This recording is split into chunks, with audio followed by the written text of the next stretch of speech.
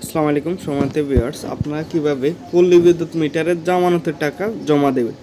তো প্রথমে আরবি ওয়েবসাইটে গেলে এসএমএস অনুসন্ধান যে ঘরটি আছে সেটিতে প্রবেশ করলে টেকিং নাম্বার এবং পিন নাম্বার দিলে আপনার এসএমএসটি দেখাবে, অথবা আপনার মোবাইল নাম্বারে একটি মেসেজ যাবে। ওই মেসেজটির মাধ্যমে আপনারা টাকা জমা দিতে পারবেন। সাবমিটে ক্লিক দিলে টাকা জমা দেওয়ার অর্থাৎ সর্বশেষ মেসেজটি আপনারা দেখতে পারবেন। তো এখানে সর্বশেষ মেসেজটি হচ্ছে টাকা জমা দেওয়ার মেসেজ। তো আমরা এই কোডগুলো দিয়ে টাকা জমা দেব, টেকিং নাম্বার আবার রেফারেন্স নাম্বার দিয়ে। তো এক একজনের অ্যামাউন্ট এক এক রকম থাকতে পারে।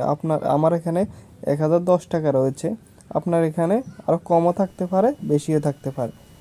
তো আপনার যে পরিমাণ টাকা জমা দিতে বলবে ওই পরিমাণ টাকা জমা দিতে হবে। তো রকেট অ্যাপসে আমরা চলে যাব, যাওয়ার পরে বিল প্লে অপশনে ক্লিক করলে তারপর আমরা সার্চ দিব 477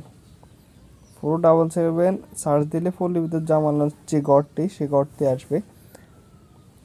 সেখানে আমরা রেফারেন্স নাম্বার এবং টেকিং নাম্বার বসাবো, অর্থাৎ রেফারেন্স নাম্বারের ঘরে রেফারেন্স নাম্বার, টেকিং নাম্বারের ঘরে টেকিং নাম্বার দেব। আবেদনের সময় যে টেকিং নাম্বারটি দিয়েছেন অর্থাৎ এসএমএস এর টেকিং নাম্বারটি দেবেন। আর নিচে দিকে যে মোবাইল নাম্বারটি দিবেন সেটি আবেদনের সময় যে মোবাইল নাম্বারটি দিয়েছেন সেটি দিবেন। তারপরে নিচের দিকে গেলে ওকেতে ক্লিক করলে আপনার অ্যামাউন্টটি দেখাবে, এবং তারপর আপনি যখন পিন নাম্বারটি দেবেন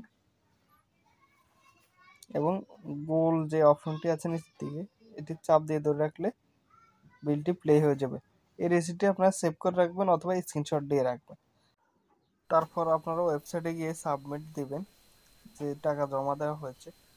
জামানত ও ফ্রি জমা সেই অপশনে গেলে আপনার জামানতের যে ঘরটি আছে বিল পরিশোধ সে ঘরে টেকিং নাম্বার ও পিন নাম্বার আবার দেবেন।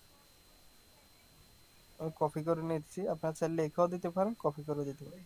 তারপর এরকম একটি ঘর আসবে, সেখানে আপনারা পেমেন্টের উদ্দেশ্য, আবেদন ফি ও মেম্বারশিপ অথবা নিরাপত্তা জামানত এই ঘরটি ক্লিক দিবেন এবং রকেট ট্রানজাকশন আইডিটি ঘরে রকেট ট্রানজাকশন আইডি লিখবেন।